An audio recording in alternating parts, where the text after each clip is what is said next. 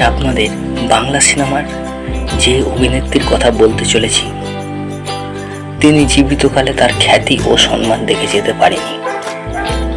তার অভিনয় দেখে সারা বিশ্বের সিনেমা জগতের মানুষেরা অবাক হয়ে গিয়েছিলেন এবং তিনি প্রথম ভারতীয় হিসাবে দ্য ম্যানিলা ফিল্ম ফেস্টিভ্যালে সেরা অভিনেত্রী বিভাগে পুরস্কার পান। সেই অভিনেত্রী হলেন চুন্নিবালা দেবী। তিনি পথের পাঁচালী সিনেমায় অপু ও দুর্গার বৃদ্ধ মাসি ইন্দিরা ঠাকুরনের চরিত্রে অভিনয় করেছিলেন। তার এই অভিনয় এতটাই হৃদয় কেন্দ্রিক ছিল, সত্যি দেখার মতন।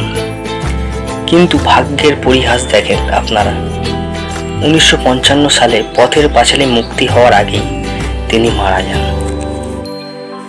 তখন তার বয়স ছিল 80 বছর।